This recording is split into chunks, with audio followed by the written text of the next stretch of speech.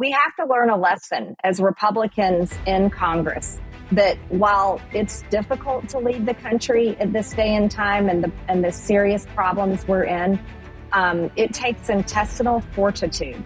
It takes the willingness to do the hard work. And it's time for us to do the hard work. Otherwise, our country is not going to be the same country we grew up in, Sean, and we already know that full well.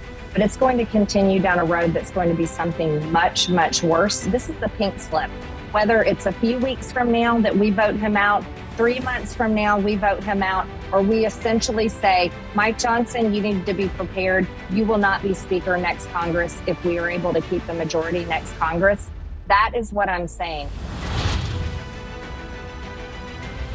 All right, folks, always good. We're not there yet. You know, tomorrow, hump day, is always a big thing for me. So we're getting close. It's Tuesday. Big week continued to talk to you about stuff. I want to replay for you a conversation I had with Marjorie Taylor Greene about Speaker Johnson, whether or not this motion to vacate that she filed, what will it take for her to pull the trigger and actually ask for a vote on this? Because if it does, I mean, let's face it, chaos ensues again. Why is she this upset? Do other Republicans share this? What should we be doing? How tenuous is this majority that we have? So I want to get to the conversation with Marjorie Taylor Greene. Then when that's over, I want to talk to you about RFK. The Dems are freaked out. The DNC has hired an entire team to go after this guy and impugn him, stop him from getting on the ballots. Oh, remember, I thought these guys cared about democracy. I guess not, right? But I want to talk to you about this because you're going to hear a lot of stuff about RFK and the threat he poses, and he's not a real Kennedy and all this crap. But before I get to that, I want to tell you about two of the great sponsors that make this show free to all of us, that have allowed us to grow so big, so quick. So let's hear from them, and then we'll get into it with Marjorie Taylor Greene. When crisis hits, when an emergency hits, will you be prepared? I know I will, because I have a Patriot Power Generator 2000X in my house. And you can too if you go to 4patriots.com/Spicer. 4patriots.com/Spicer. When the power goes out, whether that's a day, a couple days, a few weeks, maybe even a month, think about all the challenges that we face to our power grid, natural disasters and emergencies. You want to be ready. And with the Patriot Power Generator 2000X, you can power your refrigerator, devices, computers, tablets, phones, you name it.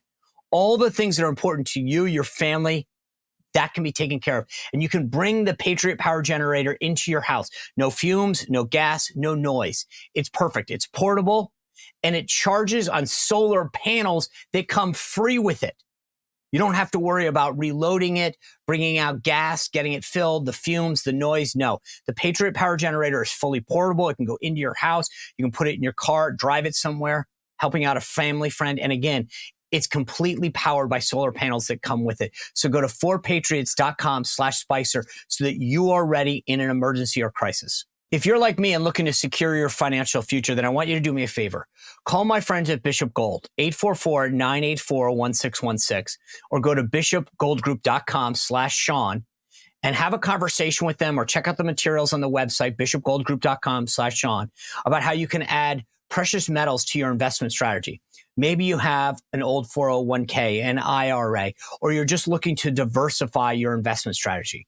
I called them. I had a conversation about where I am in my financial planning, how we could add financial metals to my strategy, right? So I invested my money with them. You get hit up from a lot of groups all over. I see it every day when I watch TV or I'm online. I trust the people at Bishop Gold Group. They're full of integrity, knowledge about the industry, about investments and strategies. Call them and help them create a strategy that works for you based on the assets that you have. Again, maybe it's an old 401k or an IRA that you have sitting there, that they can help you do it. You can talk to them about holding on to the metals. They can liquidate them for you. They can hold on to them for you. But call Bishop Gold Group 1-844-984-1616 or go to bishopgoldgroup.com/Sean to begin your financial journey with precious metals, and you get a free gift. Congressman, always good to see you. Thanks for being back with us. Thanks for having me on today, Sean. So obviously, you know, the big news last week was the House finally passed fiscal 24 spending that started in October of last year. I mean, we're already dealing with fiscal year 25. We wrapped up 24. You were not happy about it, I think is fair to say. And afterwards said, maybe we need a new speaker. Walk me through what your thinking is, where we are now, and where you see the way forward is. Yeah, thank you for letting me explain. First of all, I want to say I support our Republican majority. It's extremely important to me. As a matter of fact, I support our majority so much. I'm one of the few members of Congress that has paid all of my dues to the NRCC and then hundreds of thousands of dollars more than that. Can you just stop for 1 second? Explain. That is such a, I apologize for interrupting, but what does that mean? How many members of the conference do what you do? Because this has been a sore subject for a lot of members. I want you just to explain to viewers what that means, what you just said. So what that means is every single Congress, each Republican member of Congress has to pay their dues to the NRCC.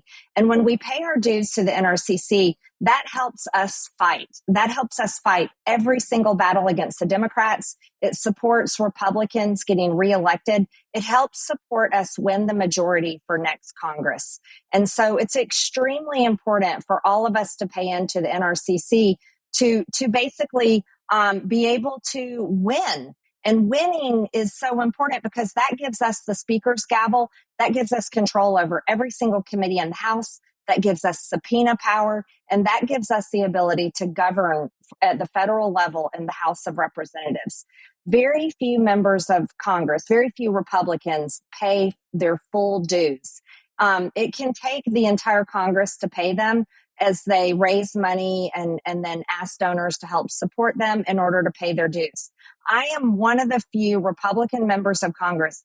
I have paid all my dues. I paid it at the beginning of this Congress because I was so excited for us to hold the Republican majority. And because I believe in our majority so much, I am supporting our full conference to hold the majority again next Congress when hopefully we have President Trump in the White House.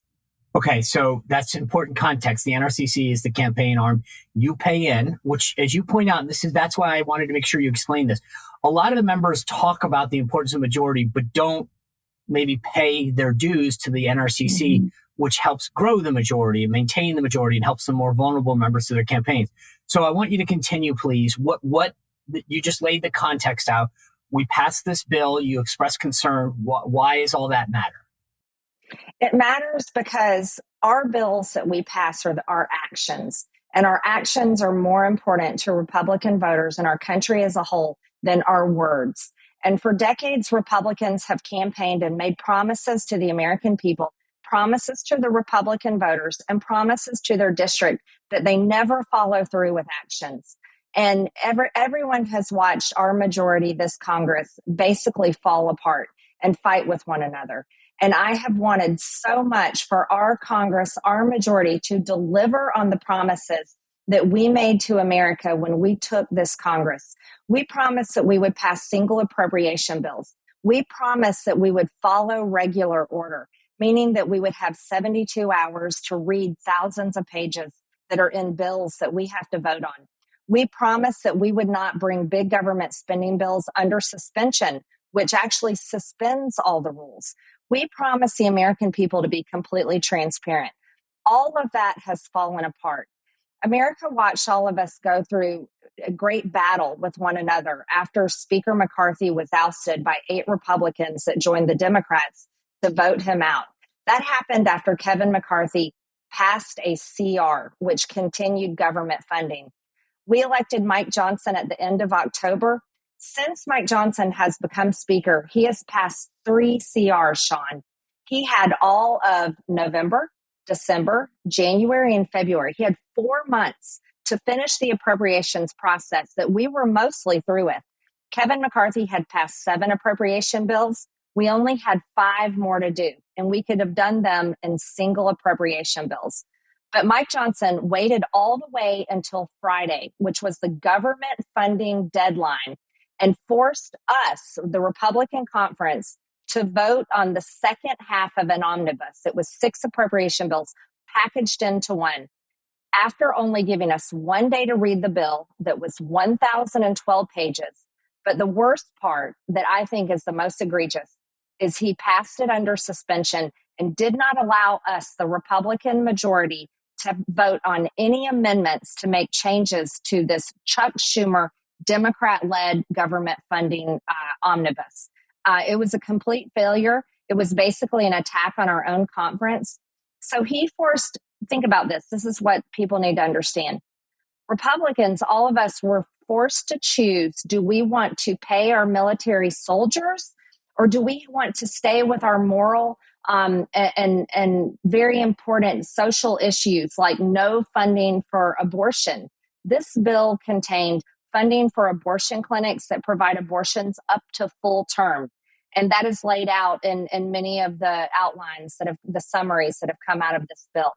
This bill contained funding for the trans agenda against children. It contained funding for DEI.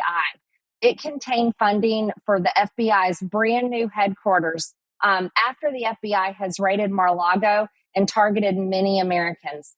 It contained funding, full funding for the Department of Justice that's been weaponized against President Trump, pro-lifers, parents that were trying to hold their school boards accountable. This was full funding for Joe Biden's wide open border policies. And this happened when the video was on loop of illegal aliens, military-age men running over Texas National Guard and the Border Patrol agents. And he didn't allow us to vote on any amendments to make changes to this bill, to add in the Laken-Riley Act, to try to add in parts of HR 2, to try to make any changes to take out abortion funding. And so our conference, and you have to understand this, Mike Johnson, his responsibility is the care of our conference. It's to help us get reelected. He totally violated that by forcing our conference to simply choose yes or no on this bill intact as it stood without making any changes. He forced Republicans to walk the plank for him, but it was really walking the plank for Chuck Schumer and the Biden administration. And that's why I filed the motion to vacate. Okay, yeah, and I want to break this down in chunks because this is a ton of information in terms of what's in the bill, the process, and then Mike Johnson as speaker. So let's go back for a second. Among the bill, there's what they call cardinals. So you've got the chairman of the Appropriation Committee, and then the subcommittee chairmen are referred to as cardinals. They oversee a chunk of the money. Robert Aderholt of Alabama is one of the cardinals. He voted against the bill, and he's pointing out a lot of what you just said. Senator Casey of Pennsylvania put in $400,000 in funding for the Mazzoni Center, which includes LGBTQ services, advertising, a fundraiser for drag queens and kings, burlesque performers, and other services as young as 14, stating that patients under 18 can receive confidential care in sexual and mental health without parental position. Regardless of whether or not where you come down on that issue about trans and LGBTQ, why is the federal government paying for that in Pennsylvania? If Pennsylvania wants to fund it, or wherever this is, the Mazzoni Center in Pennsylvania, that's up to their taxpayers, as far as I'm concerned. If you want to fund that, you live in Philadelphia, where the heck this is, or Pennsylvania. But why are federal tax dollars, as a principle, going to something like this? How is that a federal issue? It's not a federal issue. And I would argue this, I don't really care about what anyone's sexual choices are. That's completely their private business. But American taxpayers do not want to fund drag shows and the trans agenda on children. And that one said specifically, it goes to as young as 14 years old. I mean, that is an issue that crosses the political aisle. It's approximately 80% of Americans do not support the trans agenda on children. Let kids be kids, let them grow up, and then let them decide what they want to be as adults. This should have never been in this funding bill, especially when America's over $34 trillion in debt. This isn't ordinary pork. It's outrageous. Yeah. So let's, and again, I want to get to Speaker Johnson and your motion to vacate in a minute. What I want to know, and what frustrates me, and I think frustrates so many Americans, is kind of the point that you made before. We've known this train was coming for 4 months, right? And then we waited to the last second and waited and said, oh, if you don't fund it tomorrow, the military and the Department of Homeland Security shut down and government shuts down. So vote quickly, vote yes, and then you can go home for your Easter break. If Marjorie Taylor Greene was Speaker of the House, what would you have changed about the process? What I would have changed is the minute I became Speaker of the House in October, I would have diligently worked to finish the government funding process. And I would have kept to the promises that we made in the beginning of our Congress. Single appropriation bills. Those could have been done before Christmas, Sean. It should have never carried on into 2024. I would have made sure that we finished that job. We would have not left Washington until we finished our work. Then we would have passed those bills. I would have also made sure that border security was number one, because that's the number one issue in America, is the invasion that's happening every single day. I would have forced that issue with the White House. See, there's no excuses here, Sean. Can I stop you there? You just put your finger on my biggest frustration. Everyone who watches the show every night knows that I say this. This is an issue that should transcend or shame everyone on the left. People are dying, fentanyl's flowing in, terrorists are coming in. Every single person from the director of national intelligence to the chief of the border patrol says that we know that we're getting bad people coming into this country that want to do us harm. We know that drugs are flowing into the country. We know that women and children are being trafficked. What I regret more than anything is the lack of leadership in the House that says this is the hill to die on. This is America being invaded. This is where we stand and show the American people what we're all about. You're absolutely right. And the American people completely agree. It's the number one issue across the aisle, all over America. And this is the one place that Mike Johnson should have fought.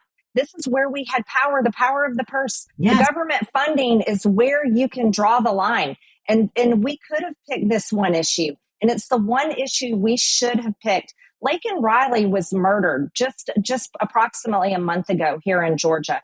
It rocked not only my home state, it rocked the entire nation. We've also seen stories of women being raped by illegal aliens. We're seeing stories of illegal aliens squatting in people's homes, taking over their homes. We're seeing a video coming from TikTok where a man in some other country is giving directions on how to invade America and how to take Americans home with squatting and squatting rights. We're watching our Border Patrol agents literally being run down, Texas National Guard being run down by military-aged men. And then this bill, not only did he not force changes and force border security in this gigantic $1.2 trillion government funding bill, there was a provision in there that added almost $700 million to house, feed, and care for illegal aliens that have invaded our country. So let me, one at a time, pose to you two arguments, play devil's advocate for a second with you, and I want you to answer both. The first is this. Well, Speaker Johnson has a 2-seat majority. It is now smaller, will be smaller because your colleague from Wisconsin has decided to step down early. And therefore, Speaker Johnson must do the following, because if he doesn't do it under suspension, Republicans will never agree, and therefore that's how he must operate. How do you answer that? I think that's a great question. Thank you for asking. We're at risk of losing the majority in the House, and we're at risk of Democrats controlling the majority, and that comes on the heels of Republicans resigning and leaving early. It's a math problem. This is not a Marjorie Taylor Greene motion to vacate pressure problem. This is simply Republicans leaving Congress early. That puts us at the greatest risk of losing our majority and it falling in the hands of Democrats. Yes, government funding is our constitutional duty. That's the House of Representatives. It is our job to fund the government. And again, this comes from failure starting when Mike Johnson became Speaker of the House.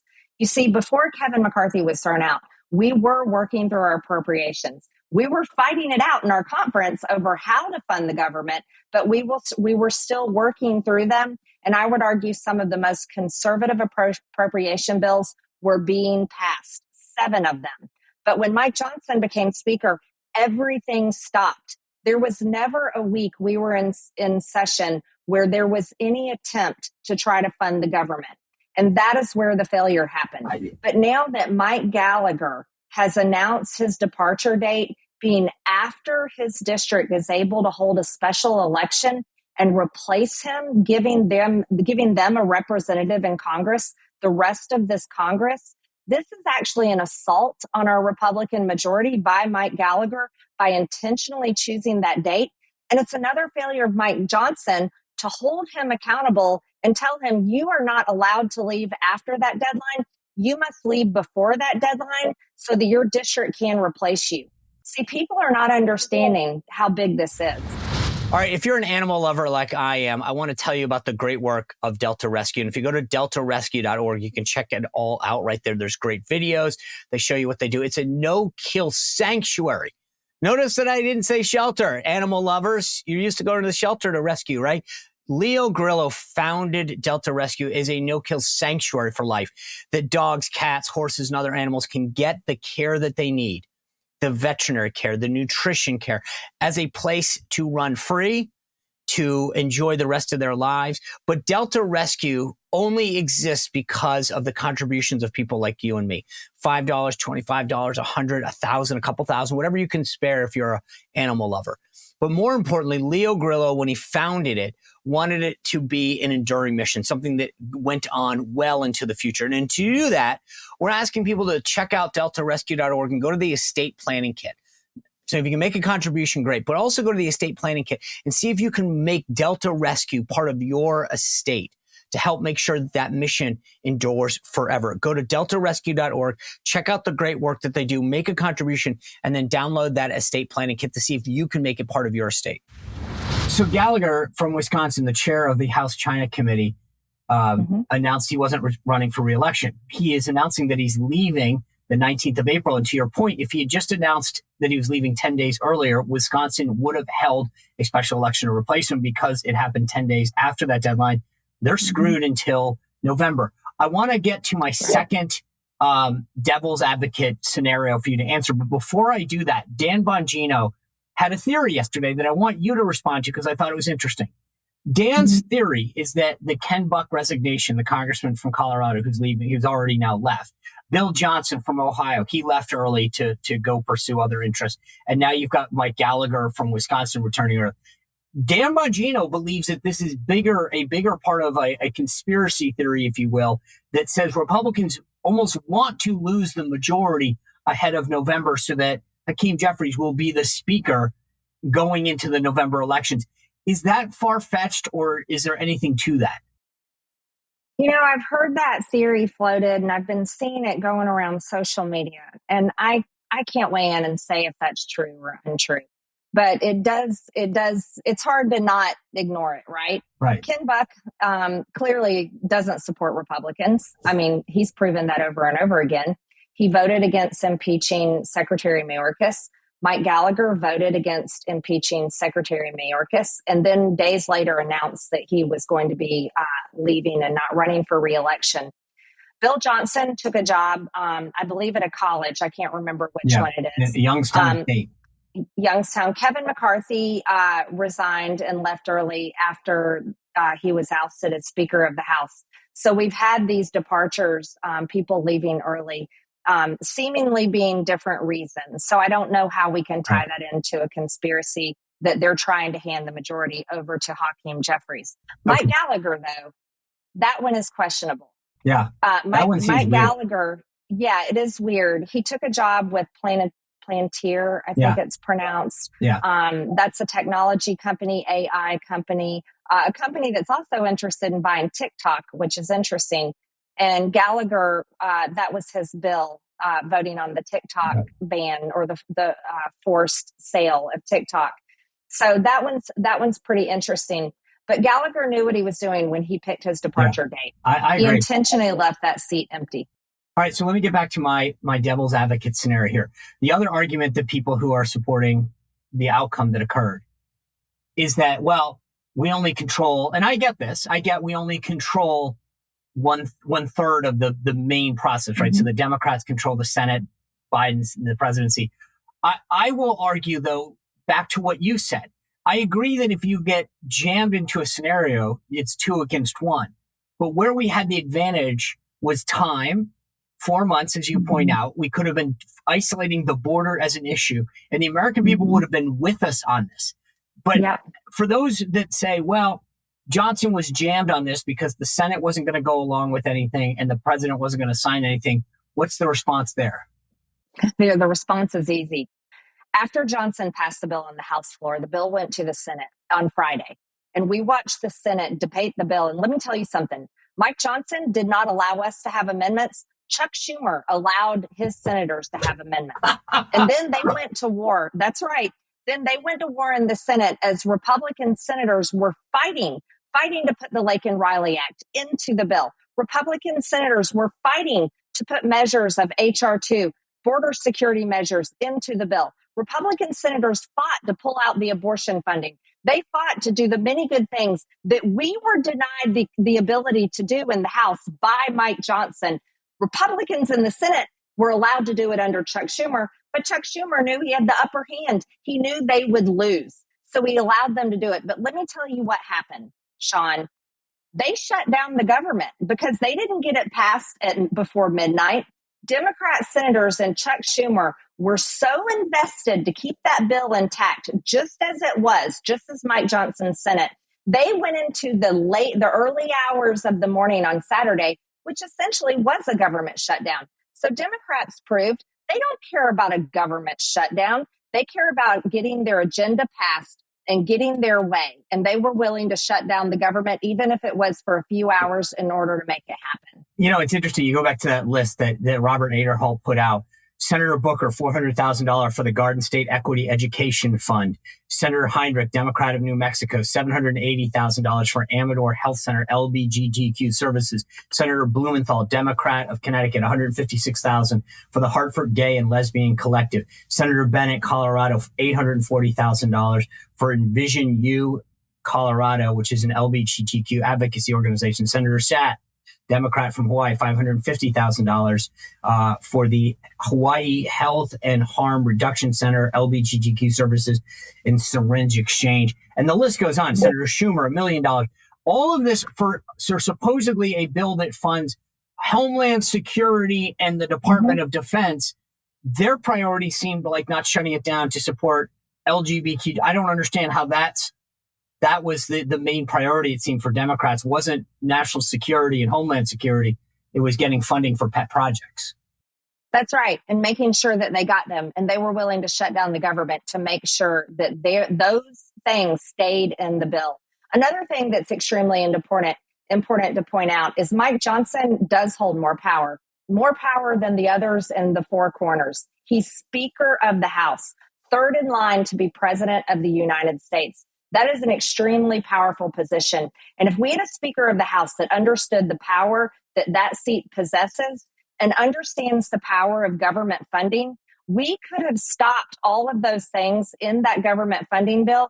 And I would argue we could have secured the border. That was the one place right now that Republicans absolutely held power, was in the power of the purse. And Mike Johnson surrendered every ounce of that power and did nothing to secure our border. He turned H.R. 2 and the Lake and Riley Act into messaging bills. When you have the majority in the House, our bills should not be messaging bills. They should be passed and forced into law so that we can do the right thing for all Americans. Your colleague from Kentucky, Congressman Tom Massey, put out a poll on Twitter. He asked people whether they approved or disapproved of Speaker Mike Johnson. Almost 70,000 people voted, 80% disapproved, 7% approved, 12 have no opinion. You filed this motion to vacate.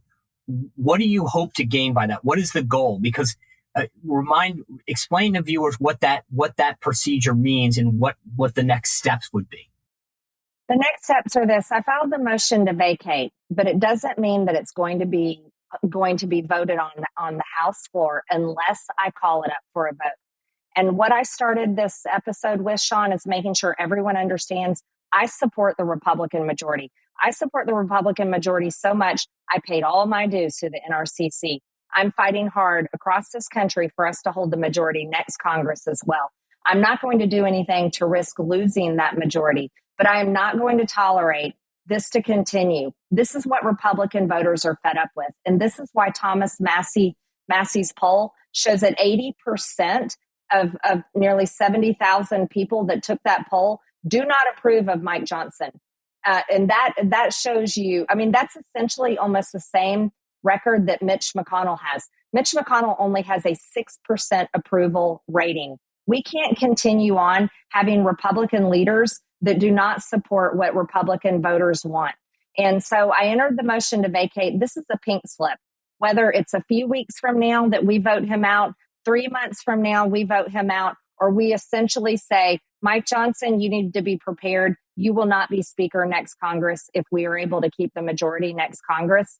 That is what I'm saying. But I do promise to everyone, our investigations will continue. Our important committee work will continue. But I'm not going to allow Mike Johnson to be Speaker next time. And I'm not alone in the House in saying that. There's other members that agree with me, and we are going to force new leadership for Republicans. So as you said, this doesn't go to the floor until you pull the trigger, if you will. Mm-hmm. What is that what gets you to that point? What do you need now to either not do it or to do it? Where do you see this thing going? So I entered this resolution. It's a House resolution that's privileged. I filed it in the hopper on Friday. All I have to do is be recognized on the House floor to speak, and I can call it for a vote. Once I call it for a vote, it takes 2 days. There's 2 days to bring it to the floor for a vote. No one can stop it. The Speaker cannot stop it. The Democrats can't stop it. Republicans can't stop it. So if I call it for a vote, it will be voted on within 2 days. So what's the if? What makes you decide yes or no? Well, I think I want to see Mike Johnson's reaction, and I want to talk to my other Republican colleagues. You see, I believe that we're a conference. We're a group of members of Congress. Everyone has an equal voice, and everyone's district is equal. Therefore, it requires our conference to choose a new Speaker of the House, and that's extremely important. I'm not interested in the severe division and fighting that has gone on over the past since we actually took Congress. I'm interested in Republicans in the House learning the lesson that needs to be learned, that we cannot continue to legislate this way. We cannot throw away our power. We can't basically swallow a poison pill and then just everybody fly home for Easter and try to pretend like the border invasion isn't happening. And then trying to message and fundraise. Mike Johnson is fundraising over the border right now, which I think is ridiculous. He threw away the power to do anything about it, and he's out fundraising, saying, look at Joe Biden and the border invasion. We have to learn a lesson as Republicans in Congress that while it's difficult to lead the country at this day and time and the serious problems we're in, it takes intestinal fortitude. It takes the willingness to do the hard work. And it's time for us to do the hard work. Otherwise, our country is not going to be the same country we grew up in, Sean, and we already know that full well. But it's going to continue down a road that's going to be something much, much worse. And we're watching those type of things happen to Donald Trump right now. And Americans are so frightened by it. They're frightened by the illegal aliens and criminals that are running across our border every single day. And it's our job to fix it.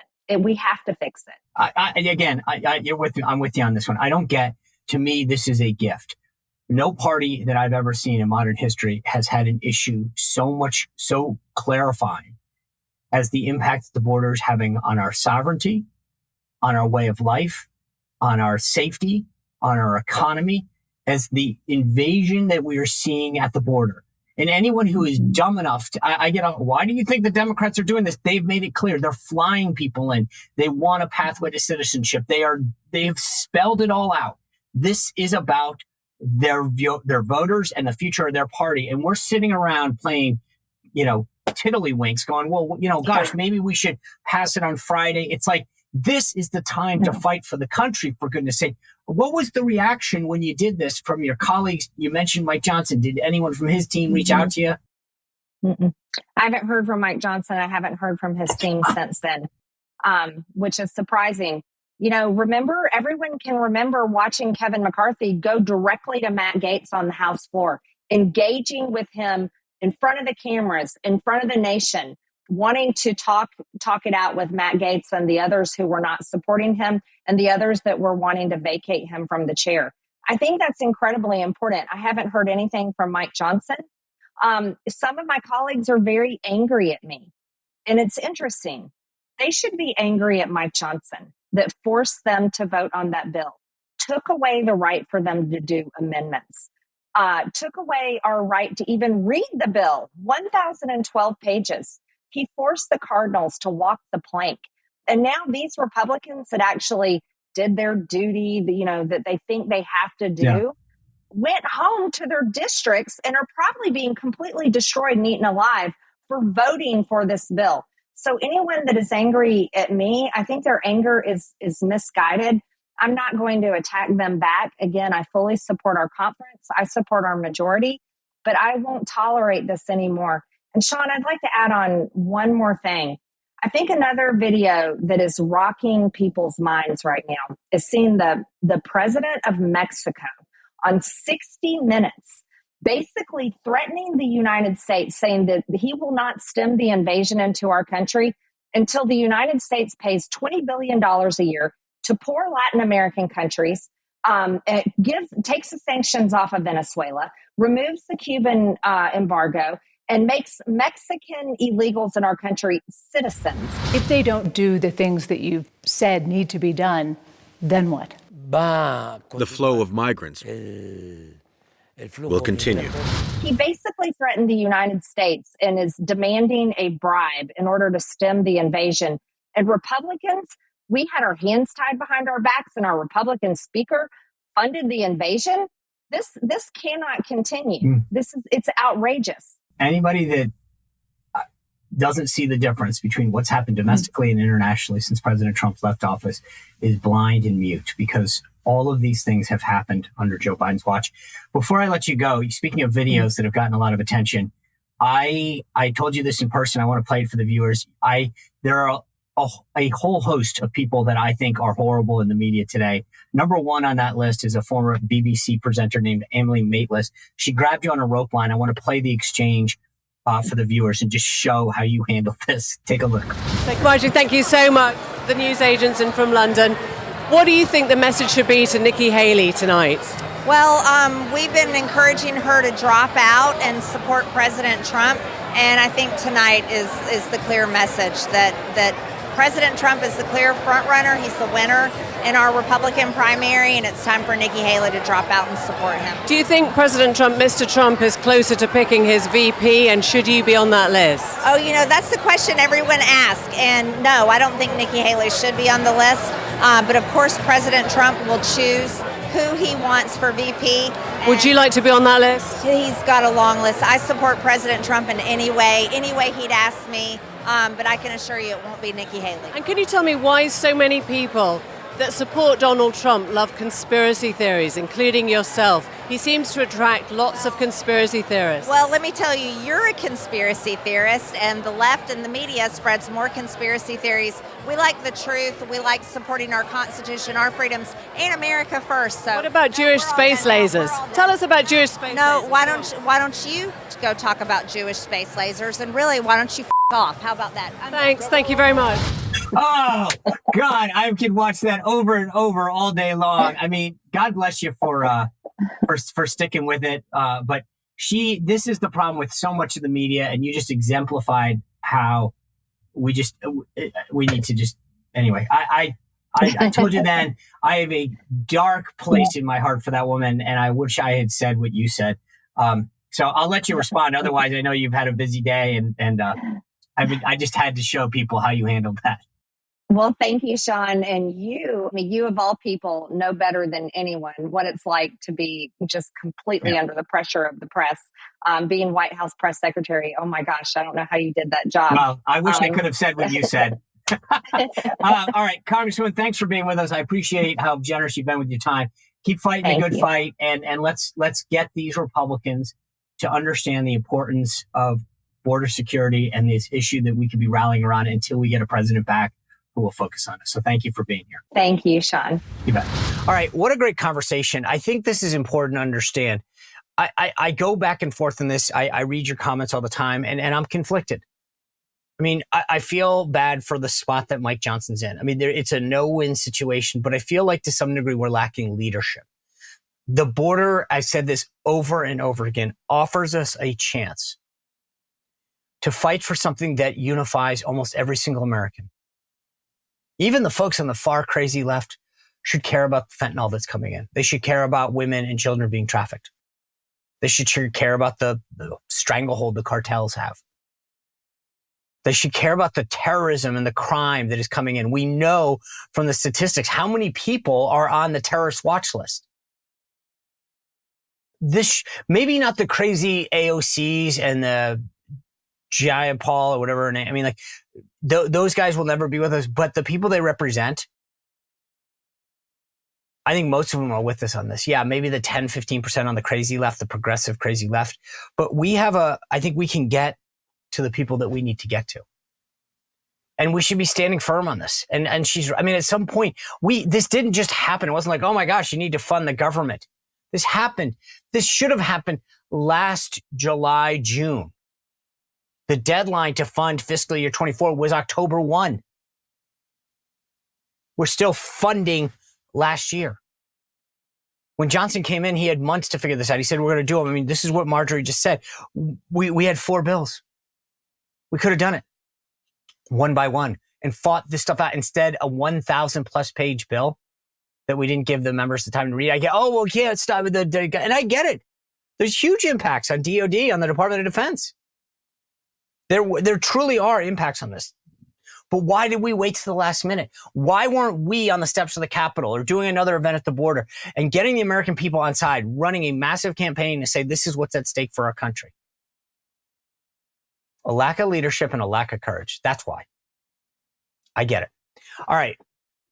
I want to tell you about what's going on with RFK. He chose this running mate the other day, Nicole Shanahan. She's 38 years old. She's a tech entrepreneur type, big donor to leftist causes. And if you heard her speech, you know what I'm talking about. She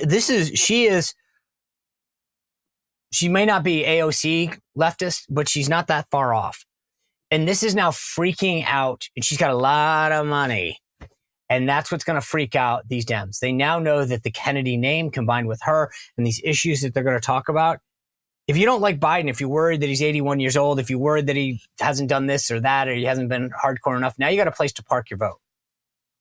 And I've told you before, you start thinking about these states, Michigan, Pennsylvania, Arizona, Georgia, boom, boom, boom. Wisconsin. 20,000 votes in Wisconsin. Jill Stein, I remind you this all the time. You're probably getting sick of the statistic. 50,000 votes, Jill Stein, the Green Party candidate in 2016. Trump wouldn't have won Michigan without it. He only won by 10,000 votes. The Biden team knows that any third party could make a big difference in how the wind blows. And you think about how many of these states, I've laid them out for you: Pennsylvania, Georgia, Michigan, Arizona, Wisconsin, Nevada, New Hampshire, North Carolina, 97 electoral votes. The current layup has Trump at about 251. Take Pennsylvania's 19, boom, 270, he wins. Team Biden gets this. They understand the threat that RFK poses. They've hired an entire team that's being run out of the DNC with communications experts, people who've been around the block a bunch, to attack him, to attack his policies, to help deny him. Remember, they're all about democracy being under attack, and they're literally hiring a team to stop him from getting on the ballot, to challenge his ballot access opportunities, and then to demean him, claiming he's somehow not a real Kennedy. Like Joe Biden knows who that is. Like they're the ones who are going to tell this. They're coming at him full bore. So publicly they're out there, oh, we don't care about RFK. He's not a big threat. Really? You just stood up an entire operation to literally go after the guy. And yet you want us all to believe that you're not that worried about him? Your actions speak a lot louder than your words, because you're paying a bunch of people. You're going after him. You're going after his ballot access.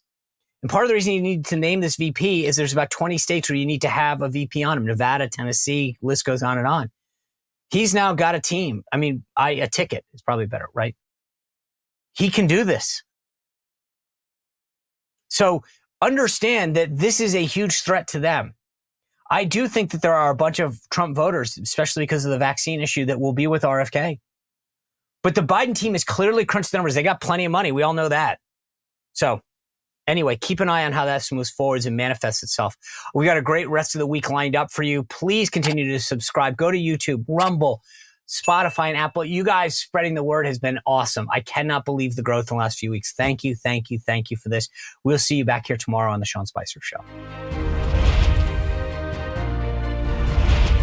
Well, if you enjoyed this content, make sure to like this video, subscribe, and click the notification bell to get more.